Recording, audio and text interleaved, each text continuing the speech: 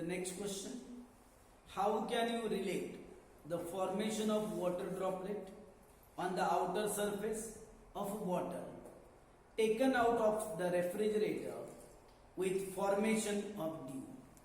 Question पुन्हा एकदा बघा.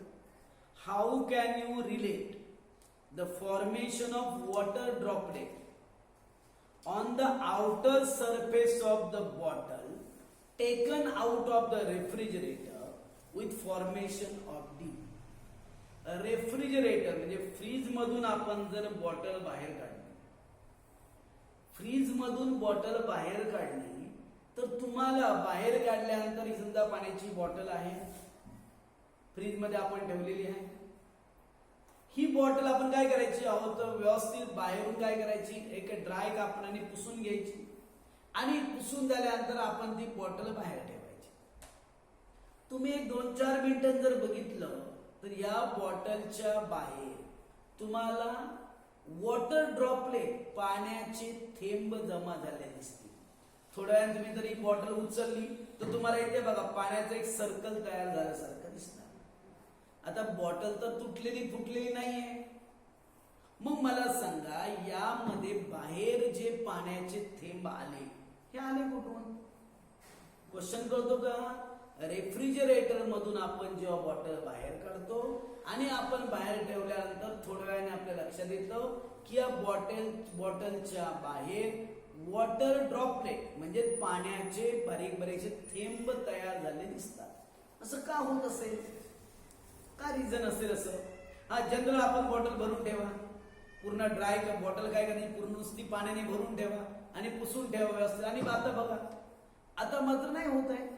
फ्रीज मधून काढल्यानंतर काय फरक पडतो, काय होतं लक्षात घ्या. एक ऐका, जेवढं टेम्परेचर कमी होतं की नाही तेवढं हवेमध्ये ते वॉटर वेपर्स सामावून घेण्याची जी कॅपॅसिटी आहे ती कमी कमी व्हायला लागते. व्यवस्थित आहे का मी काय बोलतोय?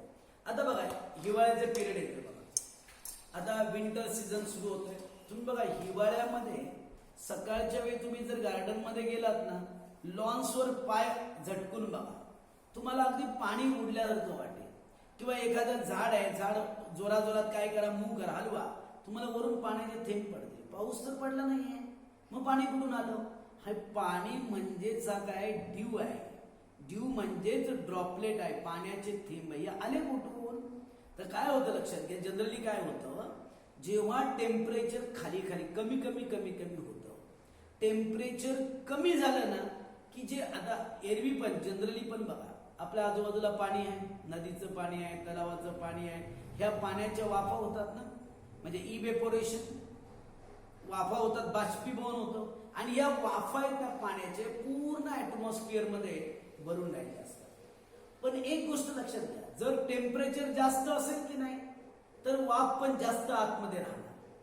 पण जेव्हा टेम्परेचर कमी कमी व्हायला लागलं, टेम्परेचर कमी झालं, क्लायमेट समजा थंड व्हायला लागलं की त्या टेम्परेचरला एअर मधली जी वाफ आहे ना, बाष्प आहे ना, ती जास्त राहत नाही. उलट ते बाष्पाचंच रूपांतर पाण्यामध्ये होतं आणि तेच पाण्यामध्ये रूपांतर झालं, त्यालाच आपण काय म्हणतो, ड्यू म्हणतो. म्हणून ड्यू बघा, थंडीच्या दिवसामध्ये ड्यू पडतो, तुम्हाला उन्हाळ्यामध्ये नाही दिसणार आहे. कारण उन्हाळ्यामध्ये ऑलरेडी टेम्परेचर जास्त असतं आणि जेवढं टेम्परेचर जास्त तेवढं वॉटर वेपर्स आतमध्ये भरपूर सामावून घेतात. आणि ड्यू बघा, शक्यतो रात्रीच्या वेळी पडतो किंवा पहाटेच्या वेळी पडतो, कारण पहाटेच्या वेळी टेम्परेचर खाली जातं. जेवढं टेम्परेचर कमी होणार तेवढा ड्यू जास्त होणार. म्हणून आता पण तुम्ही बघितलं तर क्रिकेट ग्राउंडवर बऱ्याच वेळा बघा, रात्रीच्या वेळेला डे नाईट मॅचेस असतात ना, डे नाईट मॅचला बघा, रात्री समजा 8-9 नंतर ज्या इनिंग्स होतात, हळूहळू टेम्परेचर काय व्हायला लागतं, क्लायमेट थंड व्हायला लागलं की ड्यू निर्माण होतो. बघा, बऱ्याच बॉल ओला होतो, मग ते काय करतात, ऍब्झॉर्बर वापरतात बघा, पाणी रोप वापरतात, ज्याने पाणी काय केलं तर ऍब्झॉर्ब केलं जातं. मग हे ड्यूचंच कारण आहे. मग त्याच रिलेट करणाराच हा क्वेश्चन आहे. क्वेश्चन तरी कळतोय तुम्हाला? ऐका आन्सर.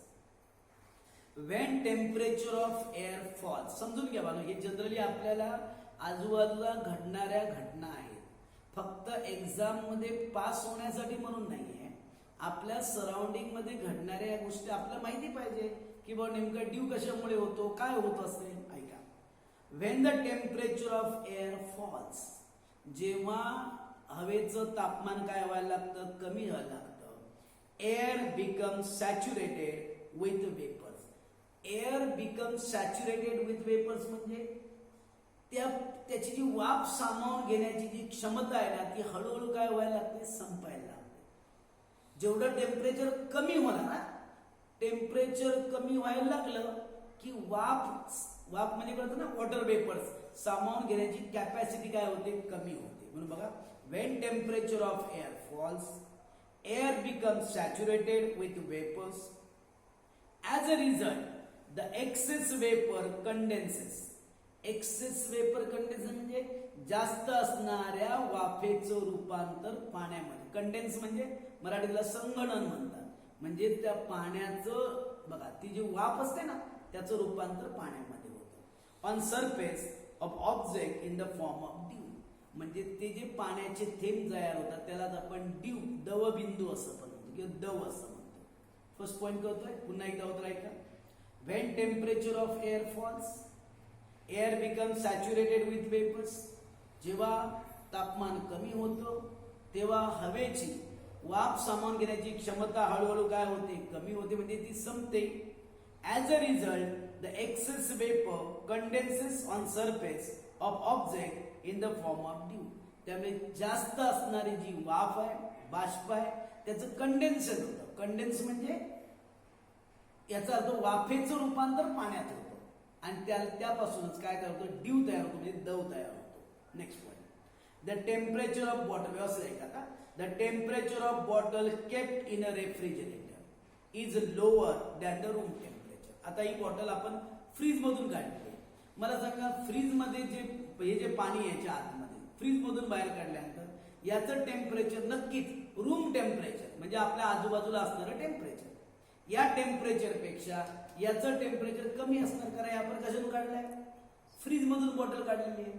मग फ्रीज मधलं टेम्परेचर बाहेरचं जे रूम टेम्परेचर आहे त्यापेक्षा नक्कीच काय असणार, कमी असणार. बघा, the temperature of bottle kept in a refrigerator is lower than room temperature. एवढं ते कळतं.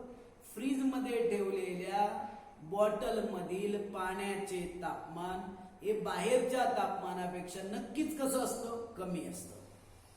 Hence when the bottle is taken outside the refrigerator.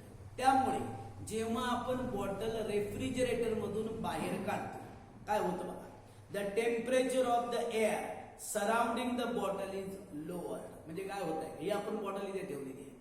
आता इथे हवा आहे, मग काय, हवा तर एका जागेत थांबत नाही ना, ती हवा किंवा इकडून इकडे जाणार, इथून इकडे जाणार. मग काय होतं, जी आजूबाजूची हवा आहे हे ऑलरेडी थंड आहे, मग हवा जी इथे जवळ येणार आहे तिचं पण टेम्परेचर आपोआप काय होणार, कमी होणार. हा, आता इथे असणारी हवा आणि याच्यात जवळ येणारी हवा, ही हवा या बॉटलच्या जवळ आल्यानंतर ती काय व्हायला लागते, आणखी थंड व्हायला लागते. आणि त्याचाच इफेक्ट बघा, the temperature of the air surrounding the bottle is lower, therefore the capacity of air to hold water vapour become less. आणि जेवढी हवा थंड होणार तेवढी त्याची वाफ सामावून घेण्याची जी क्षमता आहे ती हळूहळू काय व्हायला लागते, कमी व्हायला लागते. आणि पुढे hence the excess water vapour condenses to form water droplet.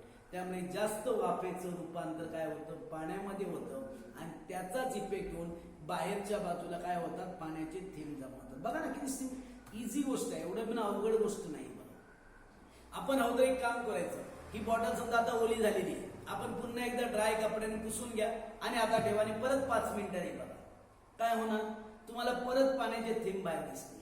का झालं कळलं, कारण याचं टेम्परेचर कमी आहे.